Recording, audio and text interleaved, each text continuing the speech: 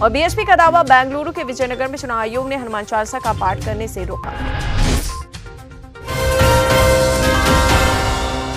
अब खबरें विस्तार से। 11 मई को यूपी निकाय चुनाव के दूसरे चरण का मतदान होगा। वोटिंग के दिन सार्वजनिक अवकाश घोषित किया गया है। इस तरह 11 मई को मतदान करने वाले जिलों के सरकारी व निजी संस्थान बंद रहेंगे। उत्तर प्रदेश में योगी आदित्यनाथ सरकार ने फिल्म द केरला स्टोरी को कर में छूट दे दी है। यूपी सरकार के इस फैसले के बाद कई राज्यों में टैक्स फ्री कराने की मांग की जा रही है। सीएम योगी आदित्यनाथ 12 मई को अपनी कैबिनेट के साथ फिल्म द केरला स्टोरी देखेंगे। इसके बाद राज्य के उप मुख्यमंत्री ब्रजेश पाठक की पहले प्रतिक्रिया भी आई। उन्होंने कहा, यह बहुत अच्छा निर्णय है। पश्चिम बंगाल में जो हो रहा है वो तुष्टीकरण के तहत हो रहा है। उत्तर प्रदेश के उप मुख्यमंत्री केशव प्रसाद मौर्य ने विपक्षी दलों पर हमला करते हुए कहा, Samajwadi party, Bahujan Samaj party, Congress ICU में पड़े हैं। उन्हें निकाय चुनाव में ऑक्सीजन मत दीजिए। डिप्टी सीएम ने गारंटी देते हुए कहा कि दूसरे और अंतिम चरण के 11 मई 23 को होने वाले मतदान को कमल खिलाएं। ट्रिपल इंजन सरकार बनाए। सुशासन और विकास के साथ सुरक्षा की गारंटी भाजपा सरकार देगी। इससे पहले अखिलेश यादव ने कहा कि बीजेपी सरकार ने प्रदेश का विकास रोक दिया। शिक्षा, स्वास्थ्य, कानून व्यवस्था सब चौपट है। सरकार नगरों में रहने वाली जनता को सुविधाएं नहीं दे रही। माफिया अतीक अहमद के बहनोई डॉक्टर अखलाक को लेकर बड़ा खुलासा हुआ है। आरोप थे कि डॉक्टर अखलाक ने अतीक के करीबी रहे गुड्डू मुस्लिम की मदद की थी। हालांकि अब अतीक के बेटे असद को भी मदद का दावा किया जा रहा है।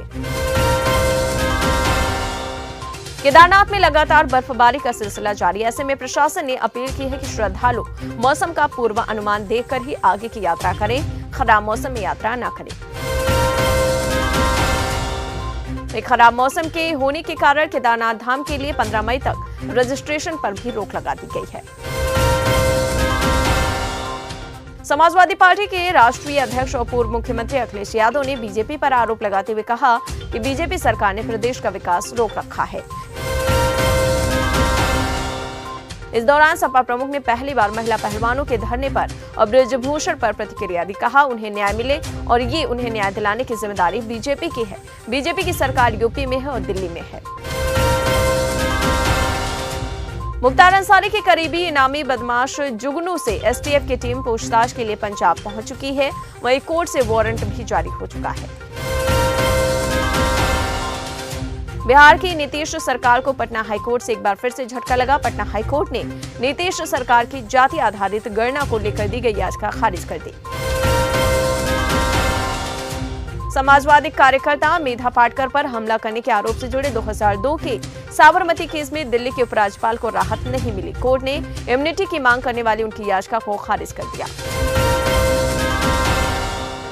सुप्रीम कोर्ट ने कर्नाटक में मुस्लिम आरक्षण खत्म करने की चुनौती देने वाली याचिका पर सुनवाई की।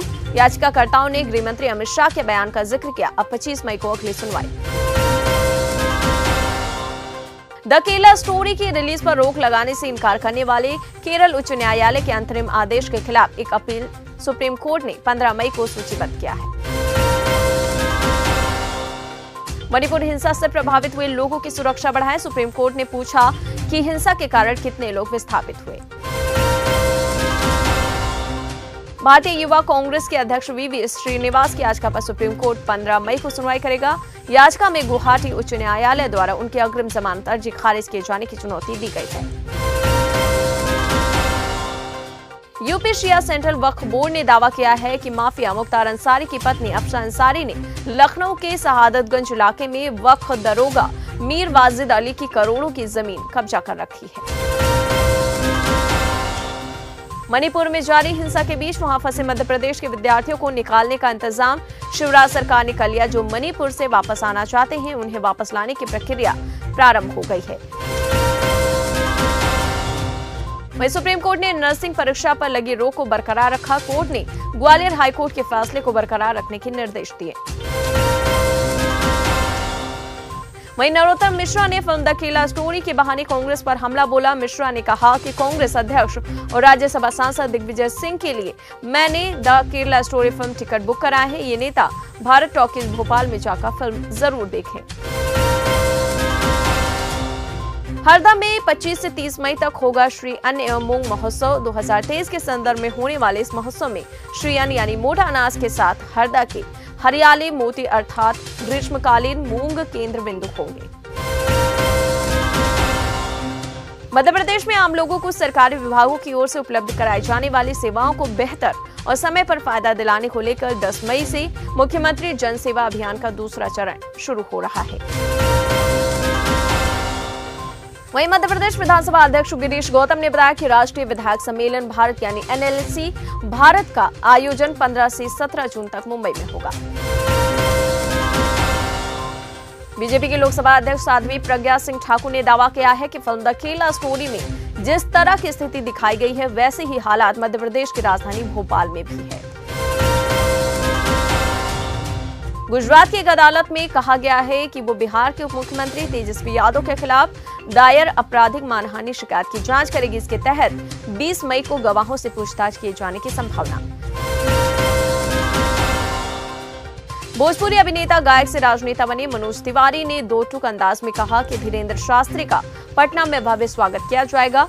उनकी यात्रा का विरोध करने वाले मानवता के विरुद्ध।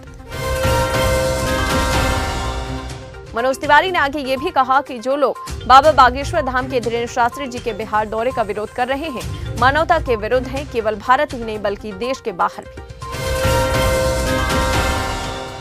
बिहार में सासाराम जिला अदालत ने रामनवमी पर जिले में हुई सांप्रदायिक हिंसा के मामले में बीजेपी के पूर्व विधायक जवाहर प्रसाद को जमानत देने से इनकार कर दिया। दिल्ली के जंतर मंतर पर पहलवानों का धरना जारी है। अंतर्राष्ट्रीय महिला पहलवान विनेश फोगाट की ससुराल में मीटिंग की गई। खेड़ा बख्ता गांव के लोग यहां तक कि महिलाएं और बुजुर्ग भी अब पहलवानों के समर्थन में आएंगे। नेता प्रतिपक्ष और बीजेपी नेता राजेंद्र राठौड़ ने जालौर में सरकार पर जमकर हमला बोला। उन्होंने सीएम गहलोत पर कोयला खरीद में घोटाला करने का आरोप लगाया। हनुमानगढ़ में MIG 21 क्रैश का शिकार हुई महिलाओं के लिए सीएम गहलोत का ऐलान। चिरंजीवी योजना से मिलेगी आर्थिक मदद। आपको बता दें, परिजनों की ओर से 50-50 लाख रुपए की आर्थिक सहायता और परिवार के एक सदस्य को सरकारी नौकरी देने की मांग की जा रही थी। MP में वेयर हाउसों से गेहूं, चना और सरसों निकालने पर रोका गया है। इसके बाद इंदौर में कारोबारी भड़क गए। उनकी मांग है कि इस पर से प्रतिबंध हटाया जाए, इससे कारोबार पर असर पड़ेगा। मनरेगा घोटाले मनी लॉन्ड्रिंग मामले में गिरफ्तार निलंबित IAS अधिकारी पूजा सिंघल को सुप्रीम कोर्ट से तगड़ा झटका लगा। अदालत से पूजा सिंघल को राहत नहीं मिल पाई है। अब उनकी याचिका पर सितंबर महीने में सुनवाई होगी, यानी वो 4 महीने अभी तक जेल में ही रहेंगे। राजस्थान में लिथियम का जो भंडार मिला है उसके बाद ये दावा किया जा रहा है कि यहाँ इतना लिथियम है कि भारत की कुल मांग का 80% यहीं से पूरा किया जा सकता है। साथ ही ये भी माना जा रहा है कि लिथियम के मामले में चीन का एकाधिकार खत्म हो सकता है।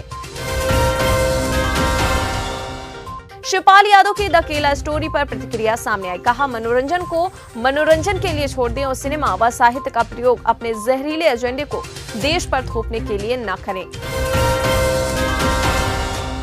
उधर बीजेपी नेता संगीत सोम का विवादित बयान सामने आया। अखिलेश यादव को उन्होंने आतंकी और गुंडा बता दिया, जिसका वीडियो सोशल मीडिया पर तेजी से वायरल हो रहा है।